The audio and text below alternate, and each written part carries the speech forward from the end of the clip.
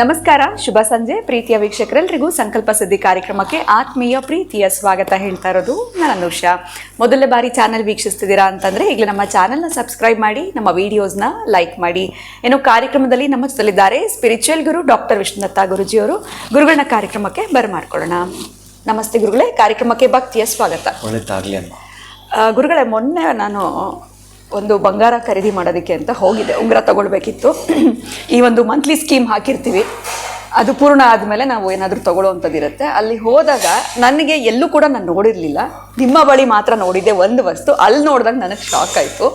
ಗುಲಗಂಜಿ ಹಾರ ಇಟ್ಟಿದ್ರು ಗುರುಗಳಿಗೆ.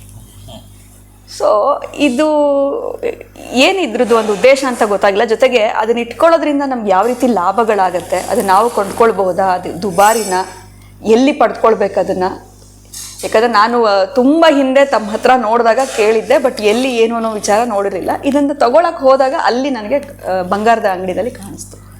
ಅದರಿಂದ ಇದ್ರದ್ದು ಒಂದು ಮಹತ್ವ ಏನು ತಿಳ್ಕೊಳ್ಬಹುದಾ ಅಂತ ಈ ಒಂದು ವಿಚಾರವನ್ನು ತಮ್ಮ ಮುಂದೆ ಕೇಳ್ತಾ ಇದ್ದೀನಿ. ಅವ್ರನ್ನ ಕೇಳಿಲ್ಲ ಗುರುಗಳೇ. ಮತ್ತೆ ಅವ್ರೇನೋ ಹೇಳ್ತಾರೆ, ಬೇಡವೇ ಬೇಡ, ನಾನೇನು ತಗೊಳ್ಬೇಕಿತ್ತು ತಗೊಂಡೆ ಬಂದೆ. ಓಂ ವಿಶ್ವಸ್ಮೈ ನಮಃ.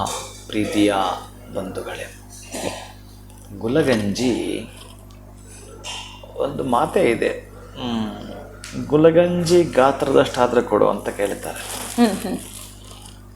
ಅಂದರೆ ಅಷ್ಟು ಸಣ್ಣದ್ದು ಅಂತ, ಆದರೆ ಅದರ ಪ್ರಭಾವ ಹೆಚ್ಚಿನದ್ದು ಅಂತ.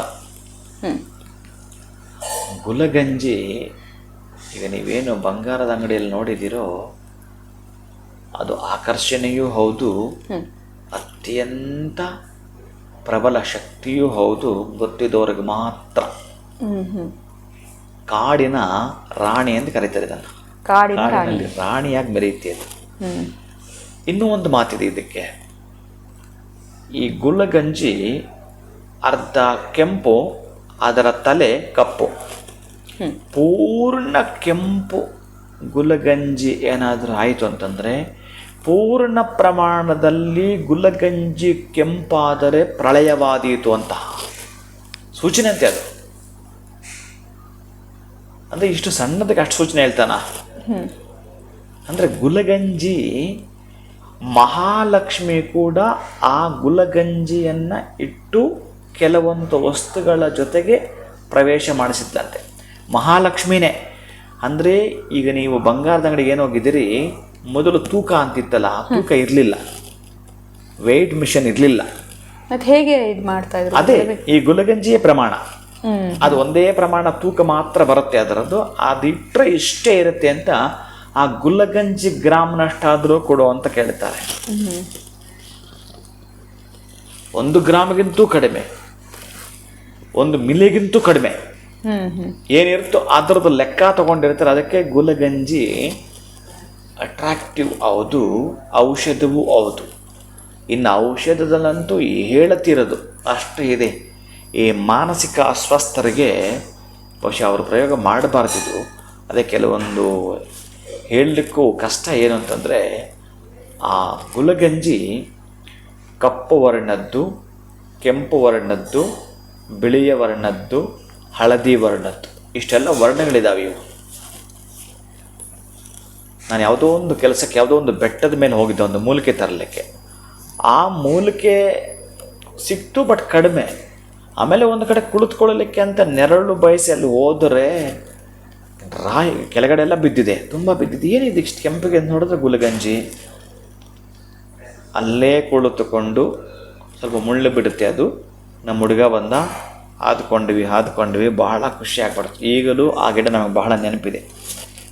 ಅಷ್ಟು ಅದ್ಭುತ ಅನ್ನಿಸ್ತದೆ ನನಗೆ. ಅಷ್ಟು ಖುಷಿಯಾಗಿರ್ತಕ್ಕಂಥ ಅಷ್ಟನ್ನು ಕೂಡ ಆಯ್ದುಕೊಂಡ್ವಿ. ಆ ಗುಲಗಂಜಿ ಬೇರು, ಅದರ ಎಲೆ, ಇದರ ಬೀಜ, ಆ ಏನಿದು ಗುಲಗಂಜಿ ಬೀಜದ ತಿರುಳಿಂದ ತೇದು ಮಾನಸಿಕ ಅಸ್ವಸ್ಥತೆ ಕೊಟ್ಟರೆ ಅವರು ರೆಡಿ ಆಗ್ತಾರೆ. ಅಷ್ಟೇ ಯಾಕೆ, ಈ ನಾಯಿ ಕಚ್ಚಿದರೆ ಈ ಗುಲಗಂಜಿ ಎಲೆಯನ್ನು ಅರೆದು ಬಿಟ್ಟು ಎಳ್ಳೆಣ್ಣೆಯಲ್ಲಿ ಕುಡಿಸಿದ್ರೆ ಶೀಘ್ರವಾಗಿ ಆ ನಾಯಿ ಕಡತದಿಂದ ಬರತಕ್ಕಂತಹದ್ದು ಏನು ಮುಂದುವರಿಯೋ ರೋಗ ಇದೆಯೋ ಅದು ಬರೋದಿಲ್ಲ, ತಕ್ಷಣ ನಾವು ಎಚ್ಚೆತ್ಕೊಂಡ್ರೆ. ಹೀಗೆ ಈ ಬೇರಿಂದ ಹಿಡಿದು ಆಮೇಲೆ ನೀವು ತಲೆ ಕೂದಲು ಉದುರುತ್ತೆ ಅಂತ ಹೇಳ್ತೀರಲ್ಲ, ಆ ತಲೆ ಕೂದಲು ಉದುರುವಿಕೆಗೆ ನೇರವಾಗಿ ಇನ್ನೇನೂ ಬೇಡ ಇದಕ್ಕೆ. ಆ ಗುಲಗಂಜಿ ಎಲೆಗಳನ್ನು ತೆಗೆದುಬಿಟ್ಟು ಚೆನ್ನಾಗಿ ಜಜ್ಜಿ ಆ ರಸವನ್ನು ಅಪ್ಲೈ ಮಾಡಿ ಒಂದು ಅರ್ಧ ತಾಸು ಬಿಟ್ಟು ಸ್ನಾನ ಮಾಡಿದ್ರು ಮತ್ತು ನೀವು ಕಿತ್ತೂರು ಬರಲ್ಲ, ಅಷ್ಟು ಗಟ್ಟಿ ಆಗ್ತಕ್ಕಂತಹ ಗುಣದ ರಸ, ಆ ರಸದಲ್ಲಿರ್ತಕ್ಕಂಥದ್ದು ಶಕ್ತಿ ಇದಕ್ಕೆ.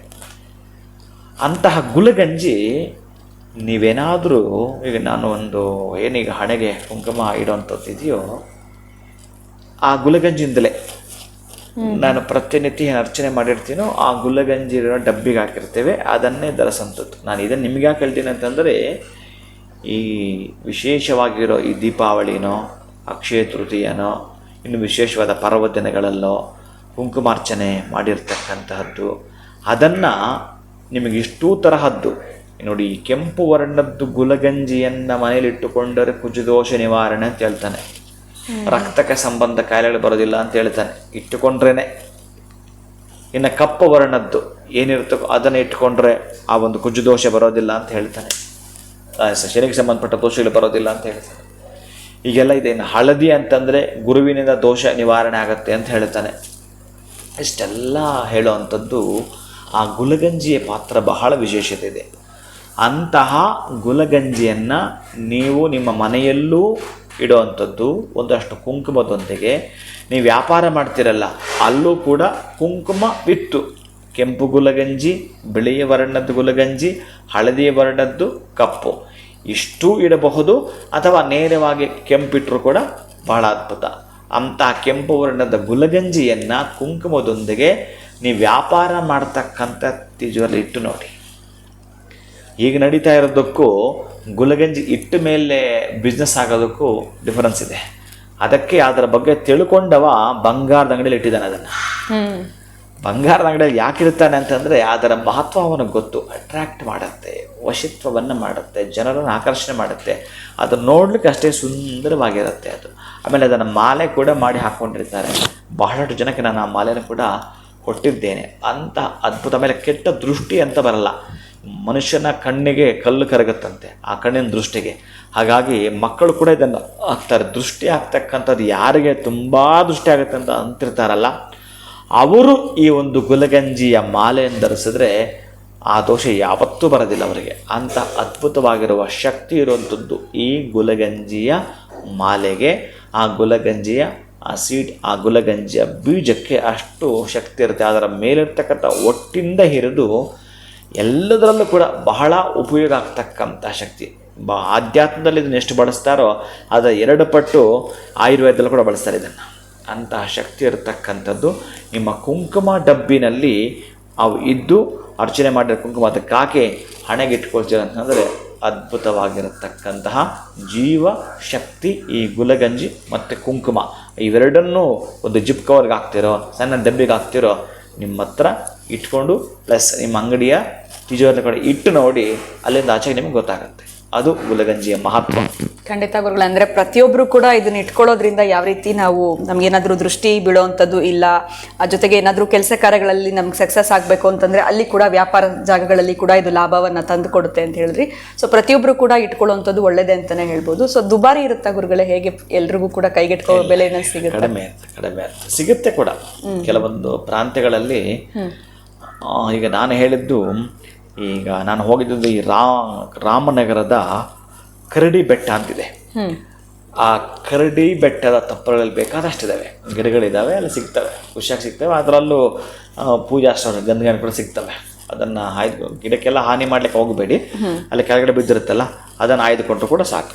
ಯಾಕಂದರೆ ಇಷ್ಟು ಒಳ್ಳೇದಾಗತ್ತೆ ಅಂದಾಗ ನಮ್ಮ ಹತ್ರ ಕೂಡ ಇದ್ರೆ ಒಳ್ಳೇದು ಅಂತ ನೋಡೋರು ಭಾವಿಸ್ತಾರೆ. ಆಗ ಕೊಂಡುಕೊಳ್ಳೋದಕ್ಕೆ ಸುಲಭ ಆಗಲಿ ಅಂತ ನಾನು ಕೇಳಿದೆ. ಈ ಒಂದು ಗುಲ್ಗಂಜಿಯ ಆಹಾರದ ಕುರಿತಾಗಿ, ಗುಲ್ಗಂಜಿ ಎಷ್ಟು ಮಹತ್ವ ಏನು, ಇದರಿಂದ ಆಗುವಂಥ ಲಾಭಗಳೇನು ಅಂತ ನಮ್ಮೆಲ್ಲರಿಗೂ ತಿಳಿಸ್ಕೊಟ್ಟಿದ್ದೀರಾ. ಧನ್ಯವಾದಗಳು. ನಮಸ್ಕಾರ. ಹರೇ ಶ್ರೀನಿವಾಸ. ಇನ್ನು ವಿಡಿಯೋವನ್ನು ಮುಗಿಸುವಂತಹ ಸಮಯ ಆಗಿದೆ. ನಮಸ್ಕಾರ.